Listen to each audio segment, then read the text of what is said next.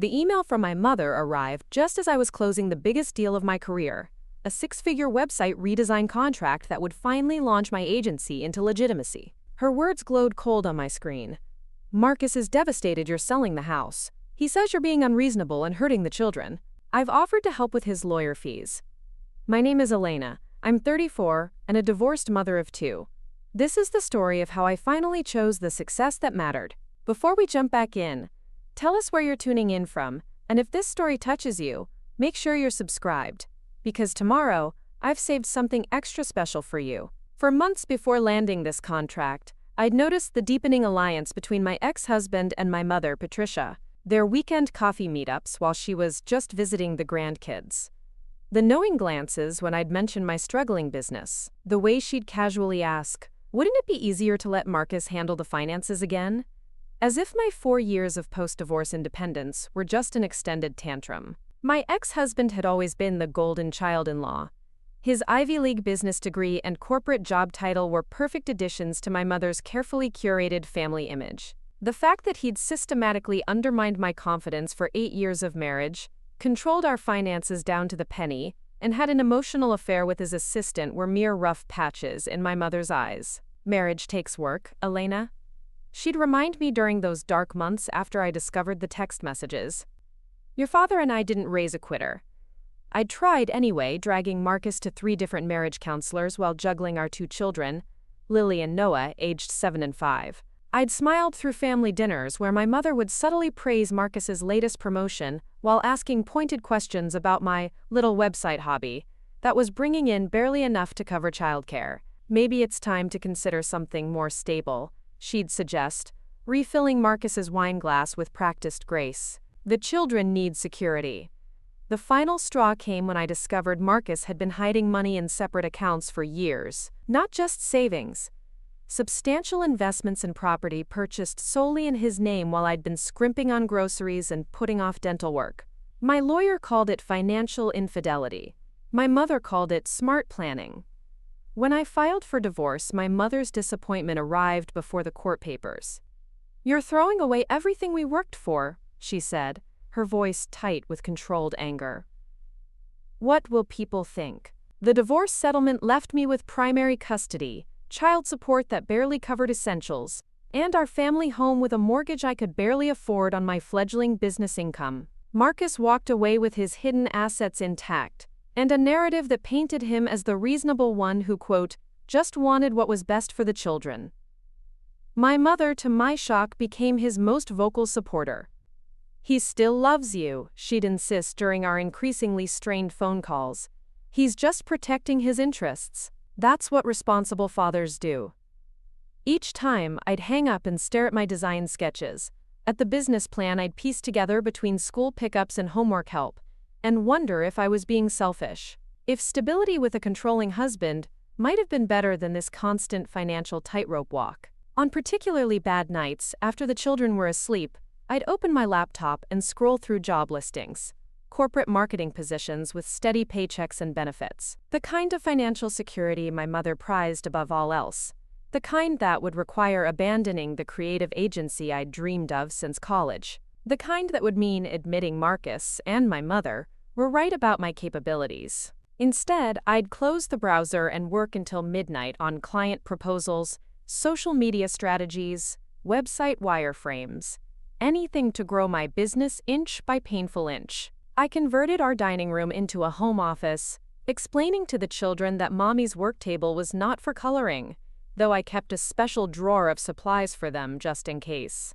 I took on small projects that paid barely enough to justify the time, building a portfolio that might someday attract the clients I really wanted. My father, Thomas, watched this struggle with quiet concern during his occasional visits. "Your mother means well," he'd say apologetically. "She grew up with nothing. Security means everything to her." Quote. I'd nod, too exhausted to explain that financial security built on emotional bankruptcy wasn't security at all. That watching my children absorb the dynamics between Marcus and me had scared me more than any bank statement ever could. By the 2-year mark post-divorce, things had stabilized into an uneasy routine. Marcus had moved into a luxury apartment downtown with his now official girlfriend, the former assistant. He saw the children every other weekend, returning them with expensive new toys and stories about fancy restaurants that made our homemade pizza nights seem shabby by comparison. My mother visited them at his place, bringing additional gifts and taking pictures for her social media. Family time with my precious grandchildren, conspicuously excluding me from both the visits and the narrative. My business had grown enough to pay the bills with a little left over each month. Not enough to save properly for the children's college funds, a fact my mother mentioned at every opportunity, but enough that I no longer woke at 3 a.m. calculating which utility payment I could delay. I'd found a community of other freelancers and small business owners, mostly women, who traded childcare and referrals and encouragement. For the first time since college, I had friends who were entirely mine, not couple friends, who had quietly sided with Marcus after the divorce. Then came the opportunity that would change everything. A former college classmate, now the marketing director for a national sustainable clothing brand, reached out through LinkedIn. Her company needed a complete digital overhaul: website, social strategy, content creation, email campaigns. They wanted an agency with a fresh perspective, one that understood their target demographic of environmentally conscious millennial parents. The budget was substantial enough to make my hands shake as I read the RFP. "This is your lane," said Rachel, my closest friend in the freelancer group, when I showed her the requirements over coffee. "You've been building toward this exact moment." I nodded, trying to quiet the voice in my head that sounded suspiciously like my mother's. "You're not qualified. You'll embarrass yourself. Think of what Marcus would say." I worked on the proposal for 3 weeks straight, hiring a babysitter for extra hours, and staying up until 2 a.m. most nights. I researched their competitors, created sample designs, outlined a comprehensive content calendar, and prepared a presentation that showcased every skill I'd developed over the past decade. When I finally submitted it, I felt hollow, certain I'd wasted time that could have been spent on safer, smaller projects. 2 days later, they called to schedule a final presentation. 3 days after that, I was sitting in their boardroom, hands steady despite my racing heart, walking their executive team through my vision for their brand. By the time I returned to my car, my phone was already buzzing with a congratulatory email. I'd beaten out agencies 3 times my size. The contract was mine. Preparing and narrating this story took us a lot of time, so if you are enjoying it, subscribe to our channel. It means a lot to us. Now back to the story. I sat in my car for 20 minutes, alternating between tearful laughter and stunned silence. This wasn't just a contract, it was validation. Proof that my little hobby could support my family properly. Proof that leaving Marcus had been the right choice, personally and professionally. I called Rachel first, then my father, who responded with genuine pride that made my eyes tear up again. I didn't call my mother. I wasn't ready for the qualified congratulations, the subtle warnings about getting in over my head.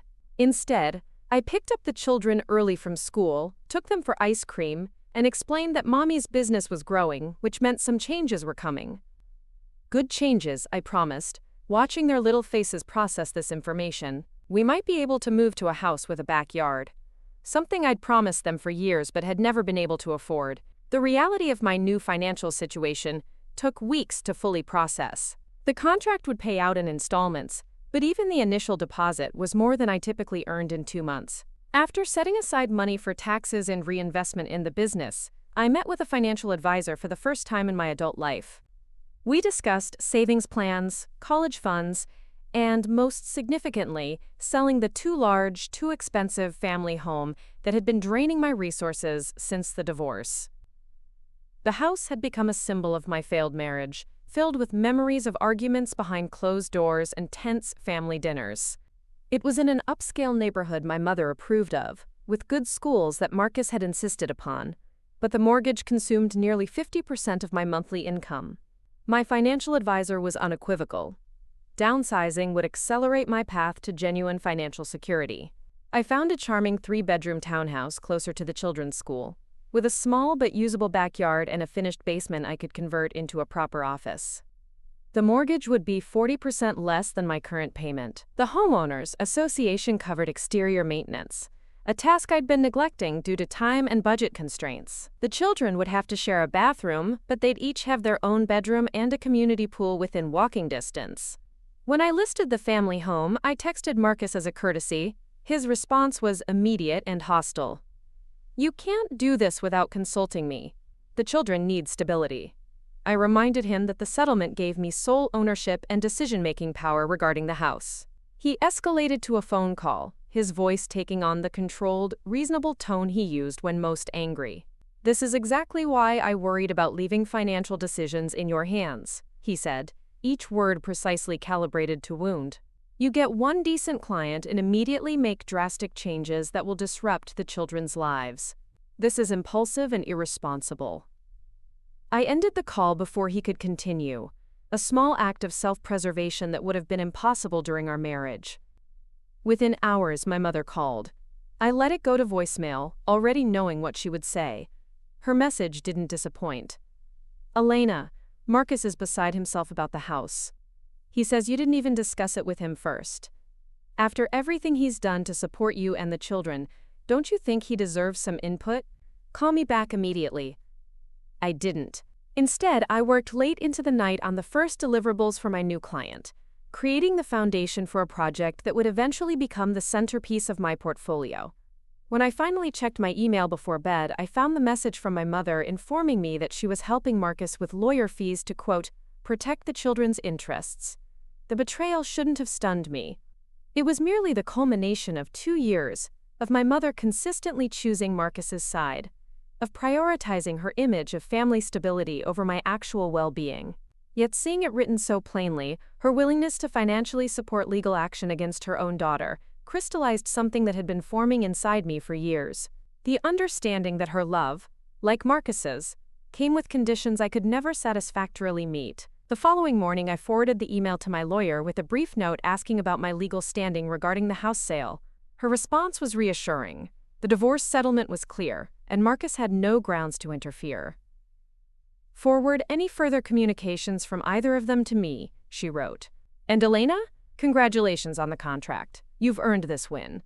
Those simple words of support, "you've earned this win," struck me with unexpected force. How rarely I'd heard them from the people who should have been my strongest advocates. How thoroughly I'd internalized the narrative that my success was accidental or undeserved or would inevitably lead to failure. For the first time, I allowed myself to fully embrace not just the financial implications of my achievement, but the personal validation it represented. I spent the weekend with the children, taking them to tour the new townhouse and envision where their beds would go, which shelves would hold their books and toys. We visited the community pool and playground, calculated how much shorter their walk to school would be. Their initial resistance, "But we've always lived here," gradually transformed into excitement about the new space. By Sunday evening, Lily was planning a mural for her bedroom wall, and Noah was measuring the back patio for his container garden. On Monday morning, after dropping the children at school, I drove to my favorite coffee shop to work. My phone buzzed with another call from my mother. This time, I answered. "Finally," she said, her voice sharp with disapproval. "Do you have any idea what you're putting Marcus through? He's worried sick about the children having to change schools." "They won't be changing schools," I replied, keeping my tone neutral. "The new place is actually closer to their current school. I've worked everything out. He says it's in a much less desirable neighborhood. Property values aren't stable there. You're trading their future security for temporary convenience." The familiar pressure built in my chest, the desperate need to justify my decisions, to earn her approval. I took a deep breath and reminded myself of what was actually at stake. Not my mother's approval, not Marcus's comfort. My children's well-being, and my own sense of agency. "I've made my decision, Mom. The house is under contract with qualified buyers. We're moving next month." "This is exactly like you," she sighed, her disappointment a familiar weight. "Impulsive decisions without considering the long-term consequences." "Marcus is right to be concerned. Marcus is concerned about his image, not our children," I said, surprising myself with the steadiness in my voice. "And you're concerned about appearances, too. But I'm focused on building a sustainable life where my children see their mother thriving, not just surviving." "Don't be dramatic, Elena. We've only ever wanted what's best for you and the children. Financial stability is important," I interrupted, another first. which is why I've consulted with financial advisors and made sound decisions based on my current income and future projections. The new house is within our budget. It meets our needs. And most importantly, it's mine. I won't be discussing this further with either you or Marcus. The silence on the other end of the line stretched long enough that I checked to see if the call had dropped. Finally, my mother spoke, her voice glacial. I see Marcus was right about your attitude. When this business venture inevitably fails, don't come asking for help. You've made your choice very clear. Yes, I agreed, a strange calm settling over me. I have. I ended the call and sat with the aftermath, waiting for the familiar spiral of doubt and guilt. It didn't come. Instead, I felt lighter, as if I'd set down a burden I'd been carrying for so long I'd forgotten it wasn't a natural part of me. I opened my laptop and focused on the work that would secure my children's future, and my own. Over the next few weeks, both Marcus and my mother escalated their campaign against the house sale. Marcus's lawyer sent a threatening letter, which my lawyer dismissed with professional efficiency. My mother began calling the children directly, asking leading questions about whether they were upset about moving and offering to talk to their father about fixing the situation. I established a boundary there too, insisting that all communication with the children go through me until she could respect my parenting decisions. The pressure should have been unbearable. Instead, it clarified what truly mattered. Each morning, I woke with purpose, divided my time between client work and moving preparations, and focused on creating stability for my children through my actions rather than my address. I showed them through daily choices that challenges could be met with determination rather than fear, that change could be an adventure rather than a threat. The day before closing on both properties, selling the old house and purchasing the new, I received another email from my mother. This one was brief. Marcus came by today very upset. Says you've landed some major contract he didn't know about. Is this true? Call me immediately. I didn't call. The next day, I signed the papers transferring ownership of the marital home to a young couple expecting their first child, accepted the keys to our new townhouse, and treated myself to a small celebratory lunch before picking up the children from school. We spent the evening in our empty new home, picnicking on the living room floor, and planning where each piece of furniture would go after the movers arrived the following day. As the children explored their new space, racing up and down the stairs with the boundless energy of youth, my phone buzzed with yet another call from my mother. This time, something made me answer. Elena, she began, her voice unexpectedly uncertain. Marcus just left. He was crying. I waited, unsure where this was heading. He says you've signed a contract worth over 6 figures, that you've hired 2 employees, that some industry publication is featuring your business next month. She paused. Is that true? Yes, I said simply. That's all true. Why didn't you tell me? The question held a note I rarely heard from my mother. Genuine confusion rather than accusation.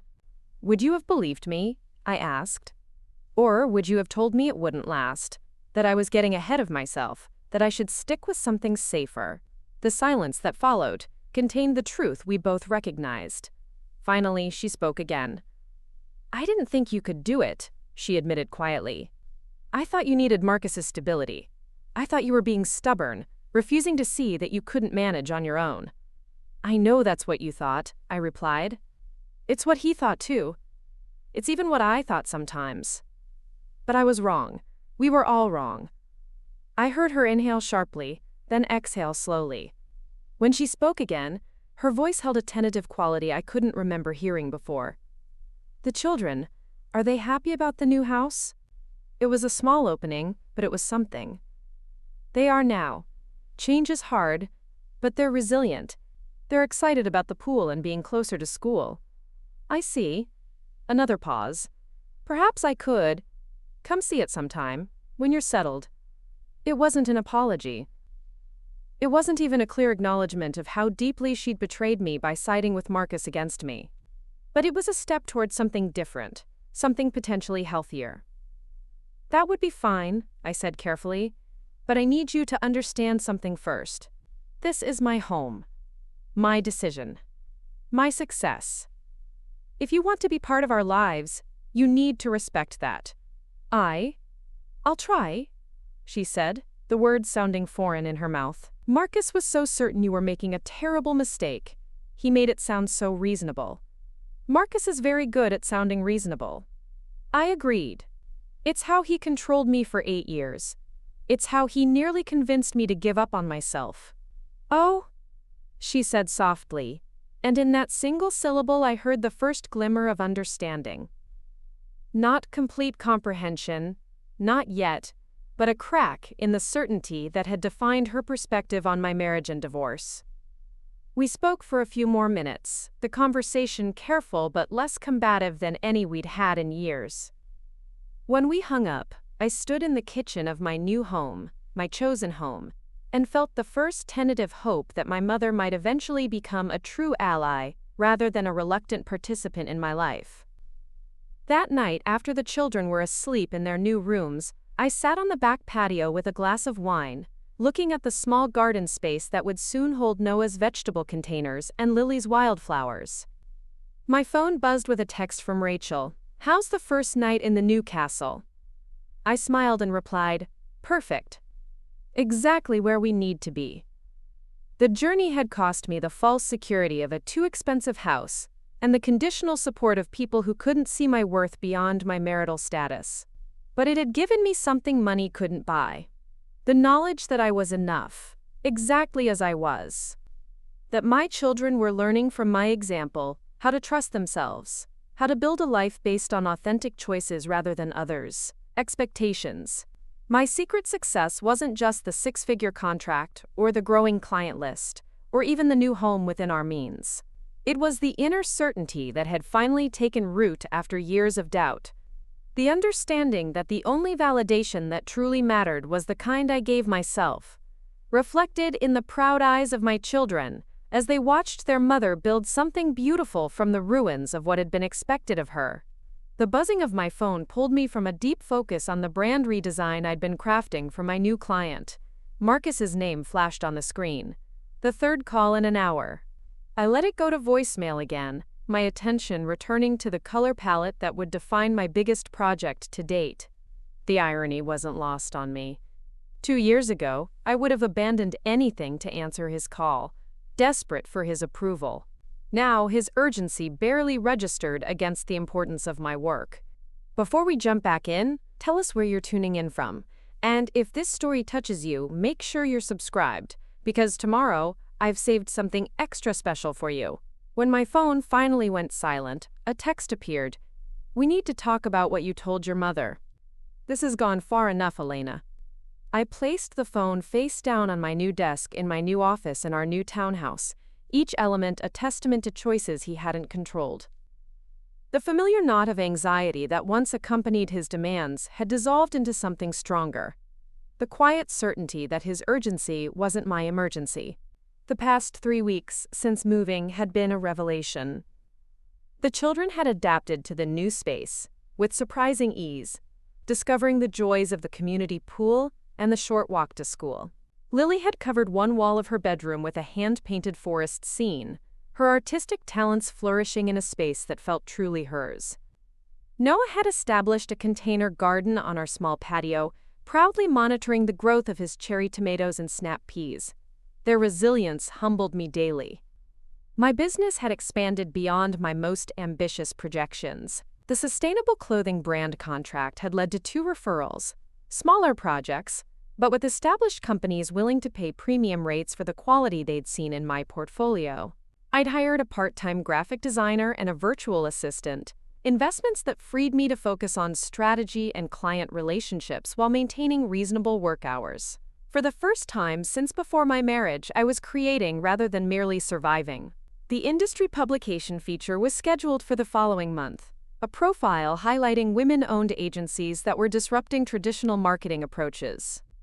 The journalist had interviewed me for nearly 2 hours, her questions thoughtful and challenging, forcing me to articulate the philosophy behind my work in ways I'd never fully expressed before. "You're not just selling services," she'd observed toward the end of our conversation. "You're modeling a different way of doing business altogether." Her words had lingered with me, clarifying something I'd sensed but hadn't named. That my agency's success wasn't despite my experiences as a divorced mother rebuilding her life. It was partially because of them. My understanding of transformation, of resilience, of authentic communication, had been forged in the crucible of personal crisis. The skills that had saved me personally were the same ones I now offered professionally. As I contemplated whether to respond to Marcus's text, my assistant Jess messaged that our afternoon client meeting needed to be rescheduled.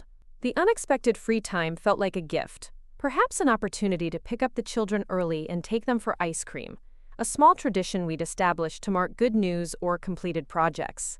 I was gathering my things when the doorbell rang.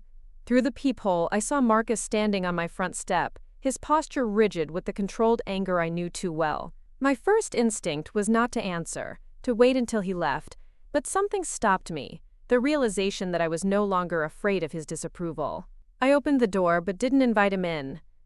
"You can't just show up at my home unannounced," I said calmly. "We have a parenting agreement with clear boundaries. This isn't about the children," he replied, his voice tight. "It's about you spreading misinformation to your mother about my financial situation." I leaned against the doorframe, studying him with the detachment that would have been impossible during our marriage. His tailored suit and carefully styled hair, the polished image that had once seemed so impressive, now struck me as a costume, a performance of success rather than its substance. "I haven't discussed your finances with my mother at all," I said. "I told her about my own professional achievements, which apparently upset you enough to go crying to her about it." His face flushed at the word crying, an accurate description according to my mother, but one that contradicted his carefully maintained image. "I wasn't crying," he snapped. "I was expressing legitimate concerns about how your sudden windfall might impact our children's stability." "Windfall," I repeated, the word hanging between us. "That's an interesting way to describe years of hard work finally paying off." "You got lucky with one client," he said dismissively. "But now you're making impulsive decisions based on temporary success. The children deserve consistency, not your constant need for reinvention." The familiar script, his certainty that my choices were emotional rather than rational, his assumption that any success I achieved was accidental rather than earned, no longer held the power to wound me. I saw it now for what it was, the desperate attempt of someone who had defined himself by controlling others, suddenly confronted with evidence that his control had always been an illusion. "The children have consistency," I replied. "They have a mother who keeps her promises, who shows up every day, who builds a life based on what actually matters rather than what looks impressive at country club dinners. That's the kind of stability that actually serves them." Quote, "Your mother agrees with me," he countered, reaching for his most reliable weapon. "She understands what children need for healthy development." I smiled, surprising us both. "My mother is reconsidering many things lately, including who she should believe about our marriage." His confidence faltered visibly. "What does that mean?" "It means," I said carefully, "that patterns become clearer from a distance, both to me and, eventually, to others." Before he could respond, my phone buzzed with a reminder about school pickup. "I need to go get our children," I said, reaching for my keys. "In the future, please text before coming by. And, Marcus? My success isn't temporary. You might want to adjust your expectations accordingly." The look that crossed his face, a mixture of disbelief and something that might have been fear, confirmed what I'd begun to suspect. Marcus wasn't just angry about my independence. He was threatened by it. His identity had been built around being the provider, the reasonable one, the financial authority. My success challenged not just his narrative about our marriage, but his understanding of himself. As I drove to the children's school, I found myself reflecting on how thoroughly my perspective had shifted in just a few months. Where I once saw Marcus as the sophisticated, capable counterpoint to my creative chaos, I now recognized the careful construction of his image and the fragility beneath it. The revelation wasn't satisfying so much as clarifying, another step in the ongoing process of reclaiming my own perceptions. The children bounded into the car with their usual after-school energy, Lily immediately launching into a detailed account of the group science project she'd been assigned, while Noah interrupted with news about his upcoming soccer tournament. Their chatter filled the car, grounding me in the present reality that mattered most. "Can we go to the pool before dinner?" Noah asked hopefully, already half convinced I'd say no on a school night. I checked the time. Homework first, then an hour at the pool if you both eat a proper snack now.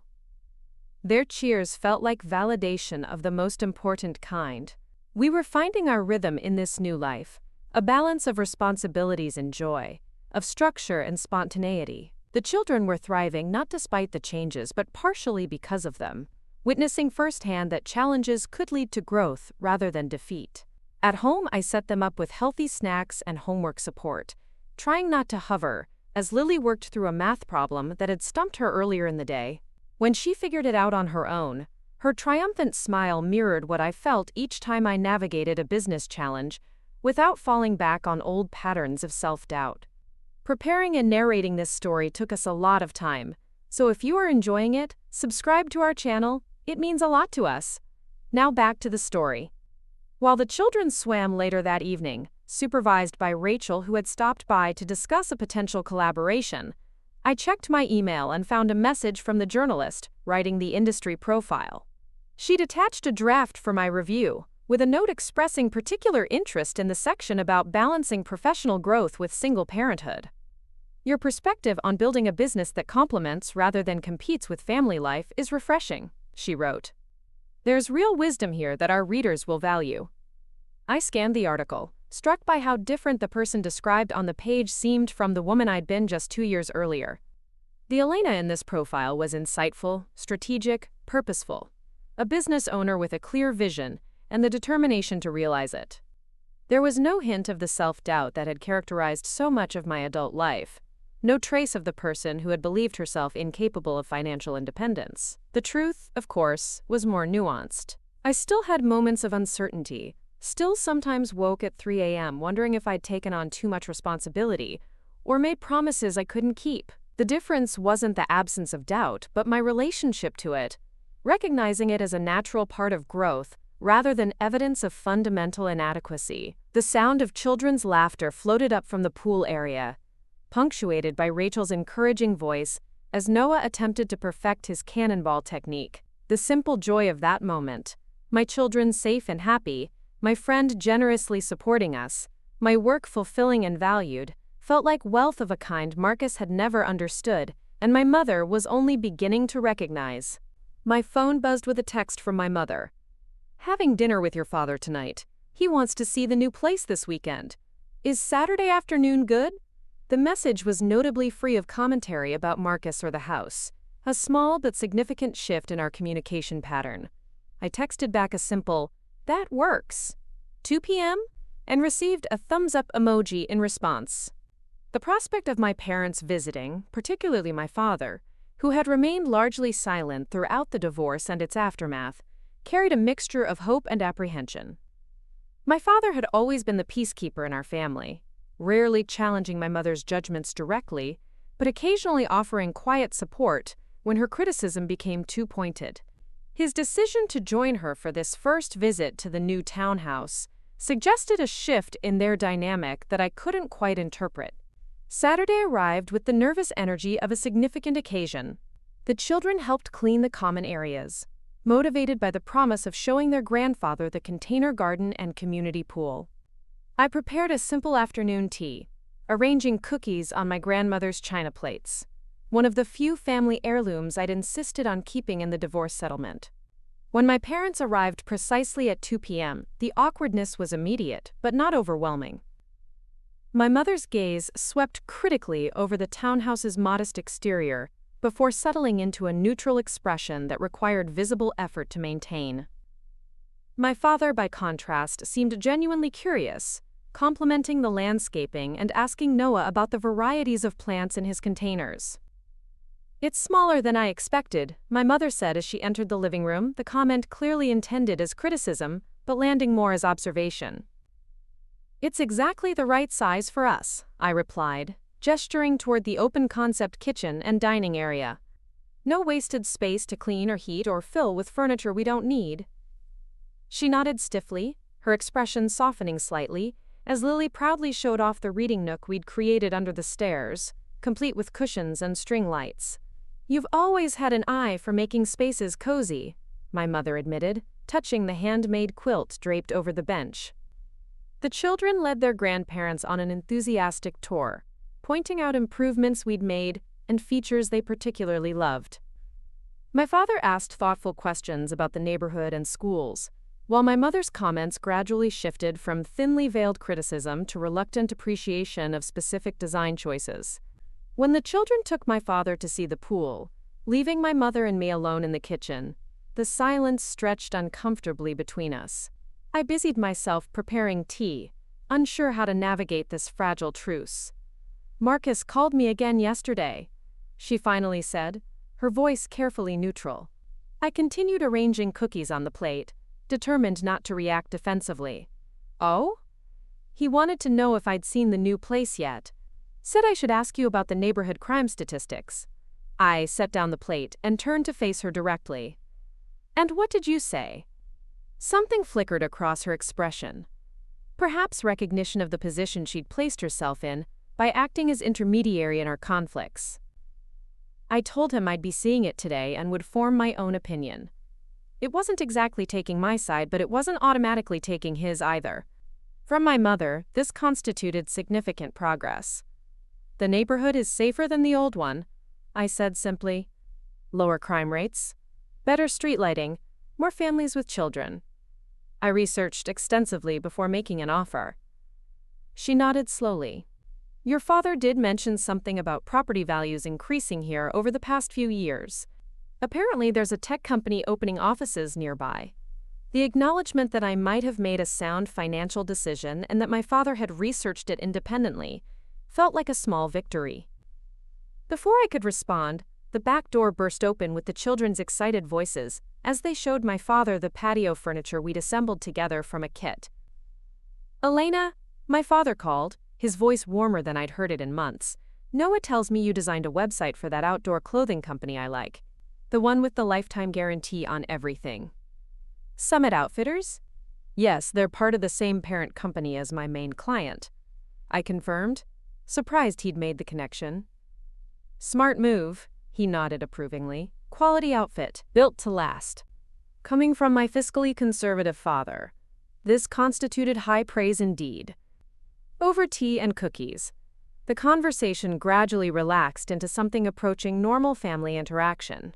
The children dominated the discussion with school stories and friend dramas, creating a buffer that allowed the adults to observe each other cautiously without direct confrontation.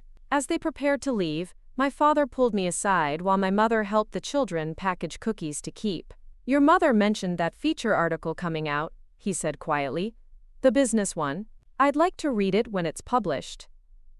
"I'll send you the link," I promised, touched by his interest. He nodded, then added hesitantly, "You know, my father thought I was crazy to go into accounting instead of taking over the family store. Said I'd never make it on my own." He rarely spoke of his father, who had died before I was born. Sometimes the people who should support us most are the least able to see our true capabilities.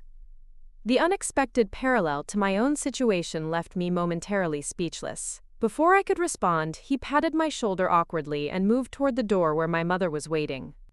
"The place suits you," my mother said as they left, the comment falling somewhere between concession and compliment. "The children seem settled." Coming from her, it was practically a ringing endorsement. After they departed, I sat on the patio watching the children harvest cherry tomatoes from Noah's containers, trying to process the subtle but significant shifts in my parents' attitudes. My father's quiet revelation about his own career path had illuminated something I'd never fully considered. That my mother's rigid ideas about financial security might be rooted in her experience of marrying a man whose family had disapproved of his choices. That her alliance with Marcus might have been driven by fears born long before I entered the picture. Understanding didn't excuse her betrayal, but it offered context that made reconciliation seem potentially possible. Not immediately, not without clear boundaries and demonstrated respect for my autonomy, but eventually, if she continued to show willingness to reconsider her assumptions. That evening, after the children were in bed, I received an email notification that made my heart race. The sustainable clothing brand had approved the final website design and wanted to discuss an ongoing maintenance contract that would provide steady monthly income for at least a year. I sat on my small patio in the gathering darkness, allowing myself to fully absorb the magnitude of what this meant. Financial stability achieved entirely on my own terms. The contrast with where I'd been just 6 months earlier was stark enough to take my breath away. From counting pennies and considering corporate jobs I'd hate, to turning down projects that didn't align with my vision. From doubting my most basic decisions, to confidently navigating complex client relationships. From fearing Marcus's disapproval, to recognizing it as irrelevant to my worth. My phone buzzed with a text from Rachel. "How'd it go with the parents? Need emergency wine?" I smiled and replied, "Surprisingly okay. Rain check on the wine? But coffee tomorrow? Have exciting contract news." Her response came immediately. "Knew it! So proud of you. Coffee and celebration pastries at 10. The simple exchange. A friend's genuine joy in my success. The ease of making plans without seeking anyone's permission. The knowledge that I had built a support system based on mutual respect rather than obligation. Felt like wealth of a kind I'd never fully valued before." As if summoned by my thoughts about support systems, my phone buzzed again with an unexpected name. Marcus's sister, Kate. We'd been close during my marriage but had largely lost touch after the divorce. Her loyalty understandably resting with her brother, despite her private acknowledgement of his controlling tendencies. "Heard you're killing it these days," her text read. "Also heard my brother is being his usual charming self about it. Just wanted to say I'm not surprised by either fact. You were always the smart one. Miss you and the kids." The message brought unexpected tears to my eyes, validation from a source I'd assumed lost to me, recognition that not everyone had accepted Marcus's version of our story. I replied with genuine warmth. "Miss you too. Kids would love to see their aunt sometime. Coffee soon?" Her response was immediate. "Name the time and place. And Elena?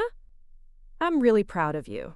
Those 5 words, "I'm really proud of you," landed with surprising force. How rarely I'd heard them throughout my adult life.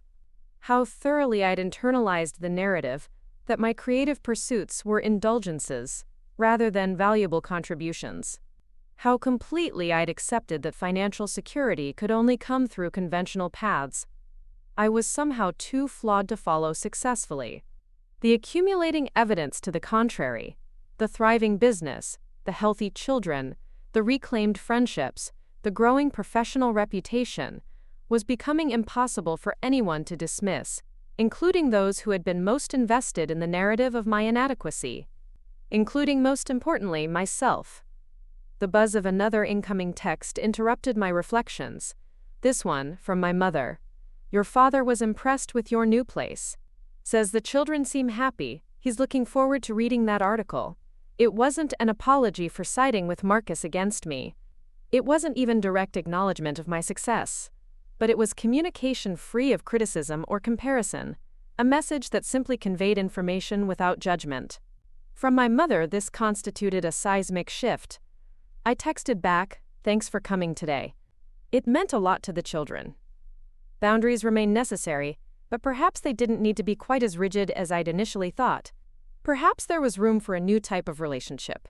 Not the unquestioning approval I'd once desperately sought, but a more balanced exchange between adults with different perspectives who were making genuine efforts to understand each other. As I prepared for bed that night, I caught sight of my reflection in the bathroom mirror. The woman looking back at me appeared somehow different from the one I'd been seeing for years. More centered, more present, her eyes clear with purpose rather than clouded with doubt. Not because circumstances had magically resolved themselves, but because I had finally aligned my external choices with my internal values. The realization that had been forming for months crystallized into perfect clarity. The most significant success of this period wasn't the contracts or the new home or even the improved relationship with my mother. It was the fundamental shift in how I perceived myself and my capabilities. The recognition that I had always been the author of my own story, even when I'd surrendered that pen to others who claimed to know better what my narrative should be. With that thought, I turned out the light and slept more peacefully than I had in years, no longer haunted by what-ifs or might-have-beens, but grounded firmly in the life I was deliberately creating, word by word, choice by choice, day by day. The magazine feature hit the internet on a Wednesday morning in early autumn. I was in the middle of a client call when the notifications began flooding my phone. Congratulatory texts from friends, LinkedIn messages from industry connections, and an unexpectedly warm email from my former college professor who had been quoted in the article about the changing landscape of digital marketing. "I always knew you had this in you," she wrote. "So proud to see you creating success entirely on your own terms." Before we jump back in, tell us where you're tuning in from, and if this story touches you, make sure you're subscribed, because tomorrow I've saved something extra special for you. The article itself exceeded my expectations. The journalist had captured not just the technical aspects of my approach to digital strategy, but the underlying philosophy that had emerged from my personal journey. The importance of authenticity in branding, the power of resilience as a business asset, and the unique perspective that came from building a company while rebuilding a life. The accompanying photos showed me in my office with designs spread across my desk, and in the living room with Lily and Noah. The professional and personal sides of my life presented not as competing forces, but as complementary elements of a cohesive whole. By mid-afternoon, the article had been shared widely enough to appear in my regular social media feeds. Former colleagues expressed surprise and admiration. College friends I'd lost touch with reached out to reconnect. Most significantly, potential clients began filling my inbox with inquiries. Established companies intrigued by the approach described in the profile, ready to invest in marketing that prioritized authentic connection over aggressive conversion tactics. Rachel called as I was sorting through these messages, her excitement palpable even through the phone. "Have you seen the comments section? It's full of women tagging their friends, saying you're exactly the kind of agency they've been looking for. You're gonna need to hire more people, Elena. This is big." The validation was overwhelming in the best possible way. After years of having my creative instincts dismissed by Marcus, of being told by my mother that my approach to business was too idealistic to be profitable, here was tangible evidence that the exact qualities they had criticized were now becoming my greatest professional assets. The path that had seemed so risky and uncertain was revealing itself as visionary rather than naive. I was still processing this shift when Kate, Marcus's sister, arrived for our long-overdue coffee date. She entered my office with a warm hug and an iPad tucked under her arm, her familiar laugh filling the space as she settled into the chair across from my desk. "The famous Elena Taylor, digital marketing revolutionary," she teased, gesturing toward her screen where the article was displayed. "My brother must be absolutely livid." I smiled, pouring coffee into the mugs I'd prepared. I haven't heard directly from him since the profile was announced, but he's been unusually insistent about schedule changes with the kids. Suddenly needs them for an extra weekend this month. Kate rolled her eyes with the particular exasperation reserved for siblings. "Classic Marcus move. Can't compete with you professionally, so he'll try to assert control over the one area where you're still legally connected."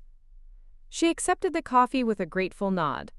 "He called me ranting about how the article made him look bad, though you didn't mention him once." "What did you tell him?" I asked, genuinely curious about the dynamics between them. "That his ego was showing," she replied with a shrug. "And that maybe if he spent less time obsessing over your success and more time focusing on his own career, he wouldn't feel so threatened by his ex-wife's achievements." I nearly choked on my coffee. "You didn't." "Oh, I absolutely did." Her expression sobered slightly. "Look, I love my brother, but I've watched him do this for years. Take credit for others, work, undermine anyone he perceives as competition, especially women. It was his playbook at your marriage, and apparently he hasn't updated the strategy since. The casual confirmation of patterns I'd experienced but often doubted, wondering if I was overreacting or misinterpreting, felt like another piece of the healing process clicking into place. "Thank you for saying that," I said quietly. "There were so many years when I thought I was crazy for feeling diminished in my own home." Kate reached across the desk to squeeze my hand briefly. "You weren't crazy. I should have said something sooner, but—" She trailed off, the complexities of family loyalty hanging unspoken between us. "But he's your brother." I finished for her. "I understand." "Still," she continued, straightening in her chair, "I'm done pretending I don't see what he's doing. Which brings me to why I wanted to meet in person. She pulled a folder from her bag and placed it on the desk between us. Marcus has been telling the family that you're financially unstable, that the business is a house of cards that's about to collapse, and that he's considering seeking primary custody of the children for their economic security. My stomach dropped. He can't be serious. He's testing the waters, Kate confirmed, mentioning it at family dinners, asking if anyone can recommend a good family lawyer. The usual Marcus groundwork before making a move. I opened the folder to find printouts of the financial documentation I'd submitted during our divorce proceedings, along with notes comparing those figures to current industry standards for marketing agency revenue. Where did you get these? I work in finance, remember? Kate replied with a hint of her usual humor. And Marcus has always underestimated women's ability to understand complicated things like money. He left these on the desk at our parents' house last Sunday. Apparently, he's building a case that your income is too unpredictable to provide stability. The familiar anxiety began to rise, the fear that despite all my efforts, Marcus would find a way to control the narrative and undermine what I'd built. But alongside that familiar fear was something newer and stronger: strategic clarity. The custody agreement has specific conditions for modification, I said, thinking aloud. Temporary financial fluctuation doesn't qualify as a material change in circumstances. Kate smiled approvingly. Exactly. And, more importantly, your business isn't actually experiencing financial fluctuation. From what I can see here, and from what that profile revealed about your client list, you're more financially stable now than when you were married to Marcus. Substantially more stable, I confirmed, reaching for my own folder of financial records. I've been documenting everything meticulously, partly because of exactly this concern. We spent the next hour reviewing my business growth, identifying potential vulnerabilities in my financial structure, and developing strategies to strengthen my position should Marcus actually pursue legal action. Kate's expertise in finance proved invaluable, offering perspectives I hadn't considered, and solutions to potential problems I hadn't even identified yet. You know, she said as we wrapped up our impromptu strategy session, in another life, you would have made an excellent financial analyst. Your attention to detail is impressive. I laughed, the sound lighter than I expected. Funny how skills develop when they're actually necessary. Marcus always insisted I didn't have a head for numbers. Marcus, Kate replied dryly, has a vested interest in believing he's the only person in the room who understands important things. As she gathered her materials to leave, Kate hesitated by the door. There's one more thing you should know, she said, her expression uncharacteristically serious. I had lunch with your mother last week. Preparing and narrating this story took us a lot of time, so if you are enjoying it, subscribe to our channel. It means a lot to us. Now back to the story. The statement was so unexpected I could only stare at her. You what? She called me, Kate explained. Said she wanted to understand some things better. We met at that little cafe near the art museum. Neutral territory, I guess. She asked a lot of questions about what I observed during your marriage. And what did you tell her? I asked, my voice carefully controlled. The truth, Kate said simply, that my brother can be incredibly charming and convincing, especially to people who want to believe in traditional success markers. That he's masterful at making his version of events seem like the reasonable, mature perspective. And that I watched him systematically undermine your confidence for years while taking credit for your contributions to both his career and your family life. I sank back into my chair, struggling to process this information. How did she respond? She mostly listened, Kate said. Asked some clarifying questions. Mentioned that she'd been seeing similar patterns in his recent interactions with her. At the end, she said something interesting, that she was starting to understand why her own mother had always found her husband so impressive and her daughter so disappointing. Kate paused, watching my reaction carefully. I think she was drawing a parallel, Elena, between her relationship with her mother and yours with her. The insight landed like a physical weight. The suggestion that my mother's critical stance toward me might be the continuation of a pattern she herself had experienced, perhaps never fully recognized until now. It didn't excuse her behavior, but it offered a context that made her choices more comprehensible, less personally targeted. "Thank you for telling me this," I said finally. "It helps to have perspective from someone who saw things from the outside." Kate nodded, then surprised me with a quick, fierce hug. "You're rebuilding your life beautifully," she said as she pulled away. "Don't let Marcus or anyone else make you doubt that for a second." After she left, I sat in my office, watching the late afternoon sun cast geometric shadows across my desk. The conversation had illuminated connections I'd never fully examined. How Marcus's tactics with me paralleled his professional approach. How my mother's criticisms might reflect her own internalized experiences. How patterns could perpetuate across relationships and generations until someone finally recognized and interrupted them. That evening, as I helped the children with homework, my phone buzzed with a text from my mother. "Your father and I saw the article. Very impressive. Would you and the children be available for dinner on Sunday? There are some things I'd like to discuss." The message was typically direct, offering neither effusive praise nor specific commentary on the content of the profile. Yet the simple acknowledgement, "very impressive," represented a significant shift from her previous dismissiveness toward my career. The dinner invitation, too, suggested a willingness to engage in conversation, rather than merely issuing judgments or ultimatums. I showed the text to the children, who responded with immediate enthusiasm about seeing their grandparents. Their uncomplicated affection for my mother, despite her flaws, despite the tension between us, reminded me that relationships were rarely all good or all bad, that people could be simultaneously harmful in some ways and nurturing in others.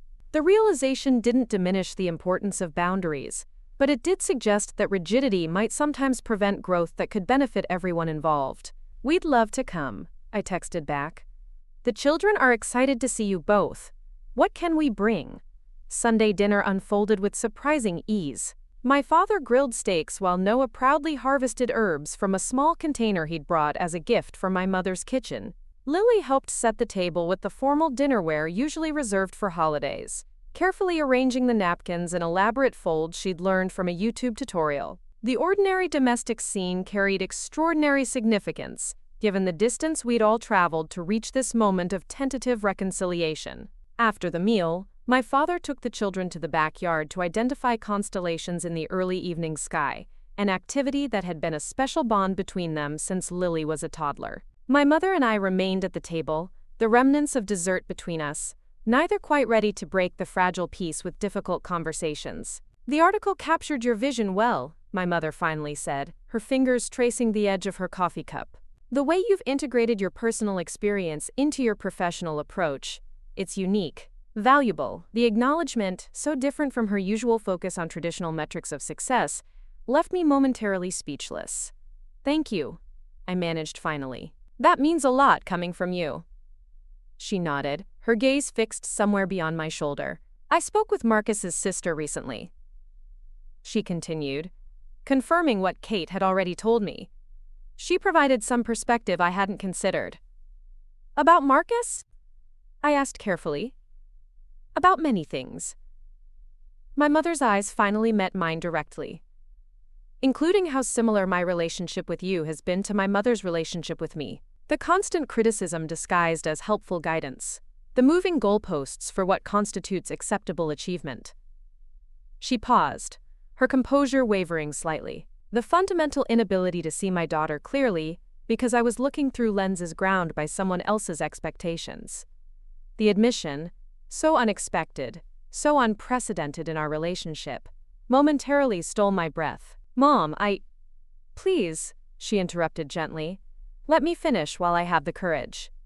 She took a steadying breath. "I've been thinking about why I aligned myself so completely with Marcus after your divorce.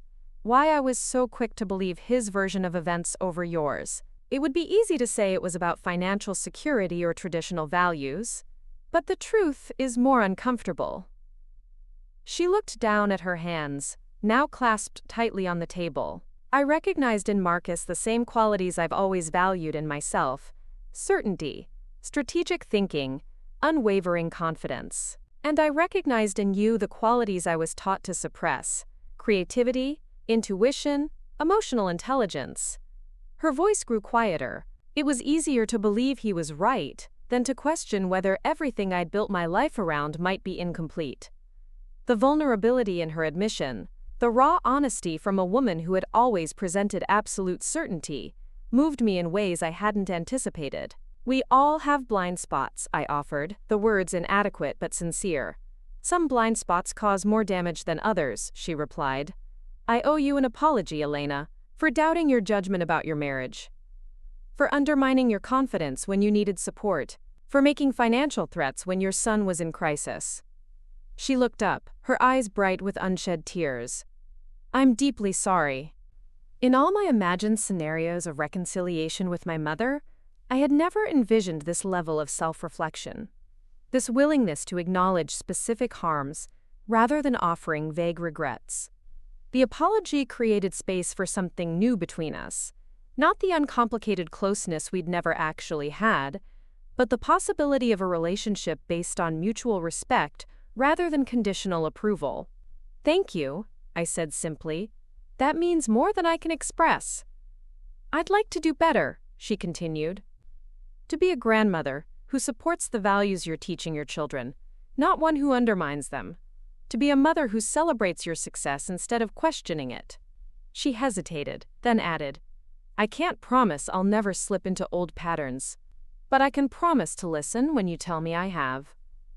"That's all any of us can do," I acknowledged. "Recognize the patterns and try to choose differently." We sat in companionable silence until the children burst back inside, excited about the constellations they'd identified and the dessert they hoped might still be available. The evening concluded with plans for a regular Sunday dinner, not weekly but monthly, a pace that respected both our desire for connection and my need for established boundaries. As we drove home, the children chattering happily in the back seat about their grandmother's promise to teach them her secret cookie recipe next visit, I found myself reflecting on the unexpected turns life had taken in the past year. From financial precarity to growing prosperity. From professional uncertainty to industry recognition. From toxic relationships to emerging partnerships based on genuine respect.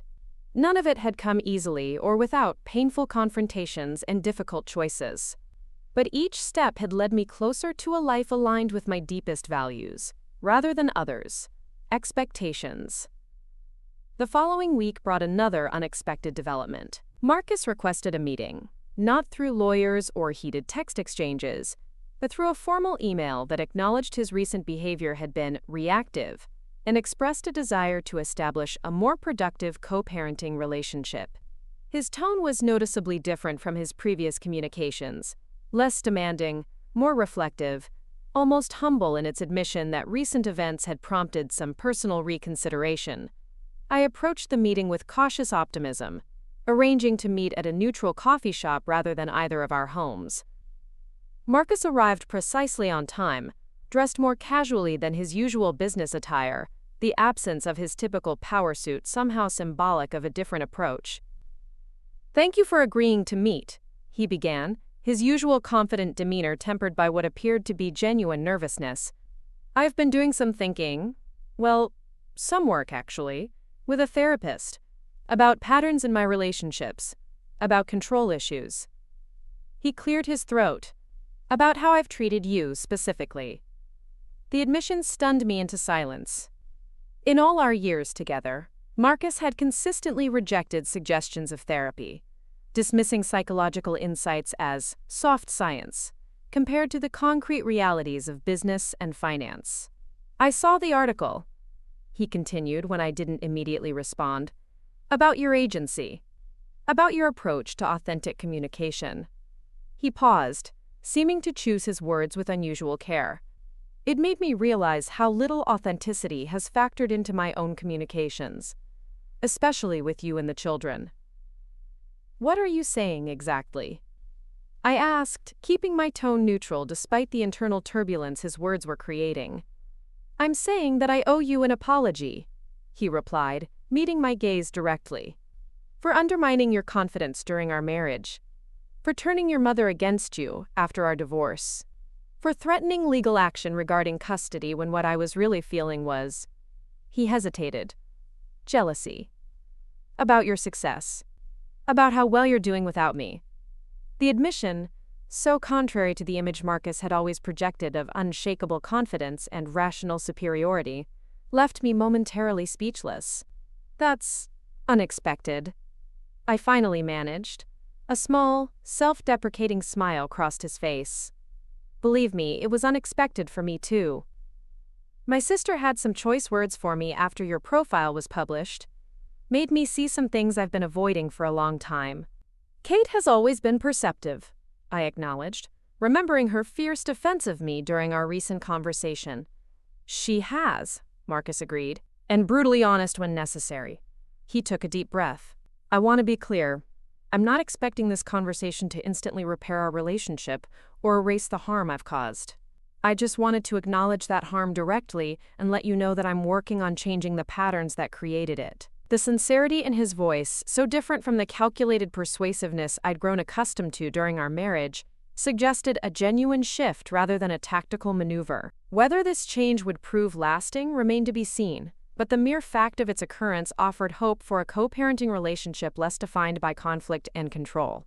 I appreciate that, I said carefully. The children deserve parents who can communicate respectfully, even when we disagree.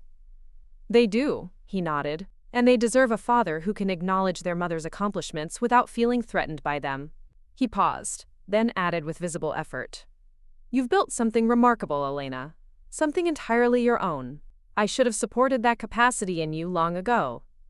The acknowledgement of my abilities, my achievements, my independent worth, from the person who had most consistently undermined those very qualities, felt like the closing of a circle that had been left painfully open.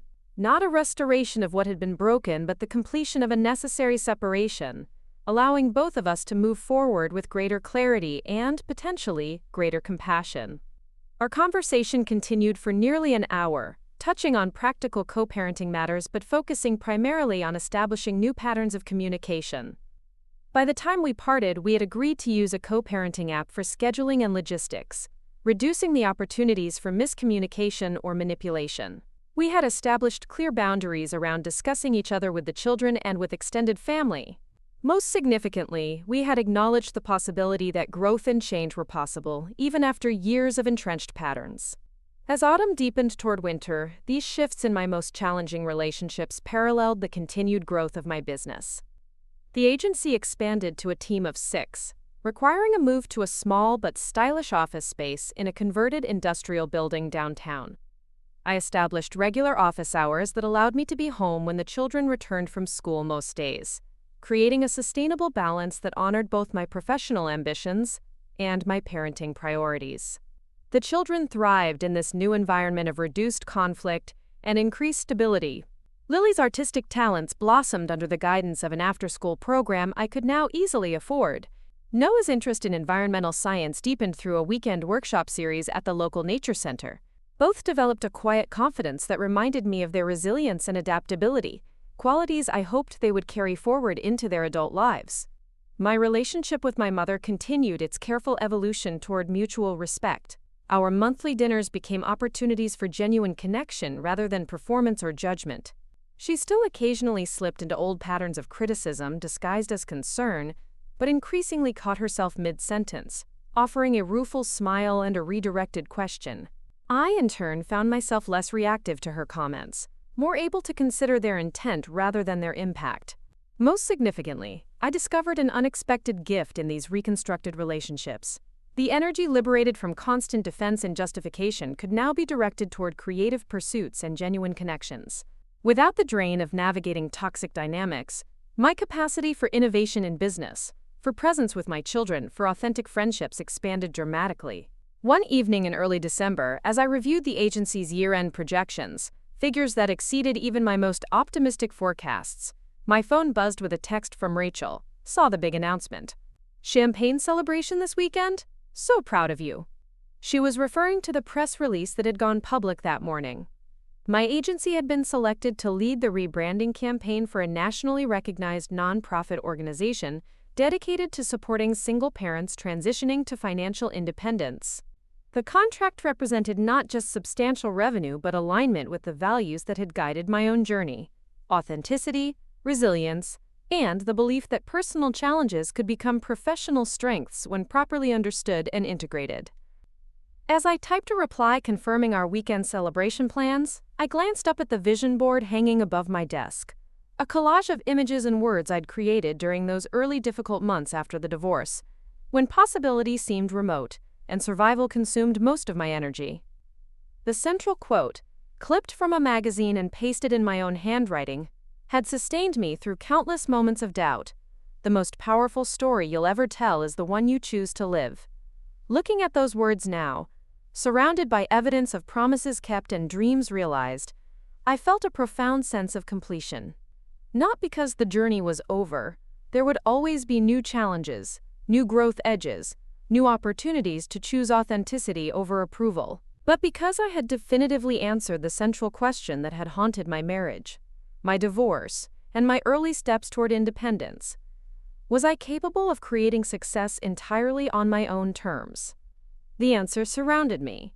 In the thriving business built on values others had dismissed as impractical, in the healthy children growing more secure in their own voices each day, in the reconstructed relationships based on mutual respect rather than power dynamics, and most importantly, in the quiet confidence that had replaced the constant anxiety of seeking external validation.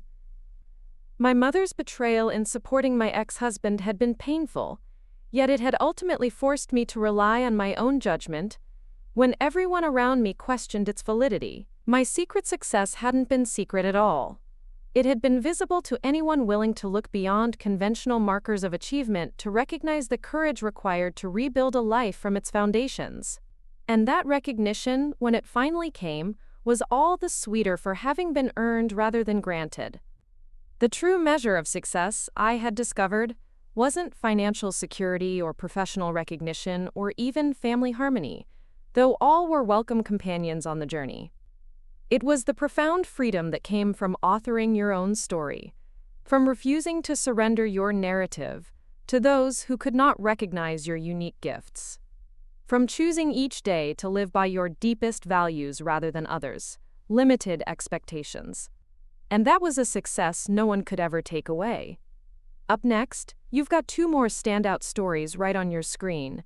If this one hit the mark, you won't want to pass these up. Just click and check them out.